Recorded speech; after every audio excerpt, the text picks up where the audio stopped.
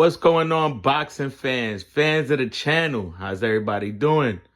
If you're not subscribed to the channel, please subscribe to the channel. We're trying to grow this channel at least to 200 subscribers. And then we're trying to go to the moon like Dogecoin. But to all my subscribers, I truly appreciate you. Would you please hit the like button and comment? I respond to all comments. Now let's get into this video. As you can see who I got on the screen. I got Emmanuel, the Vaquero, Navarette versus Oscar Valdez.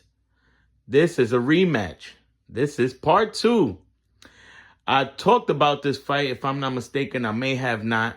But this is one of those action-packed fights that is one of those back-and-forth fights for as long as it lasted.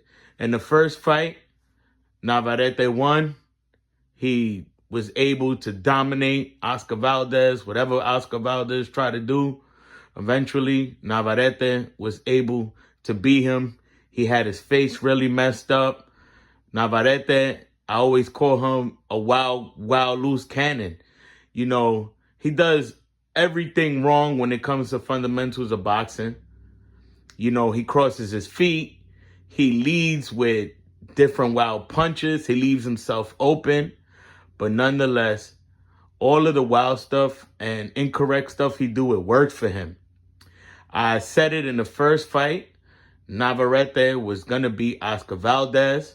And in the second fight, I think Navarette beats Oscar Valdez in the rematch. And the reason being is Oscar Valdez is too much of a warrior. And I explain what I mean by that. Oscar Valdez, he starts off the fight really good. He boxes really good. He counters really good. But then Oscar Valdez gets into these tough points in the fight where he decides to exchange.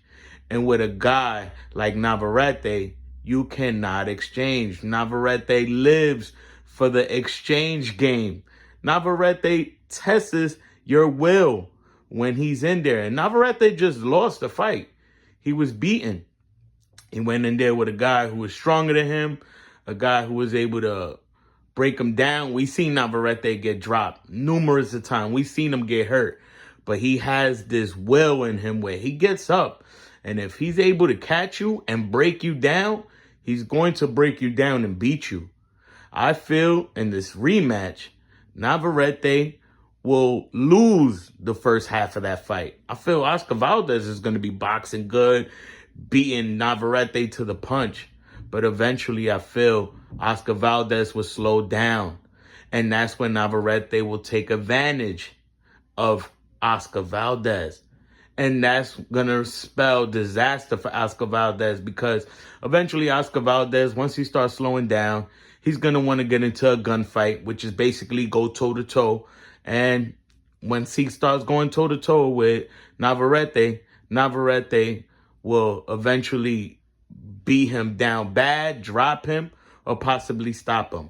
If I had to do a prediction for this fight, man, I could see Oscar Valdez winning also. I'm not going to just count Oscar Valdez out. I could honestly see Oscar Valdez, you know, fight, having a good game plan and actually being able to stop Emmanuel Navarette because Navarette likes to leave himself open.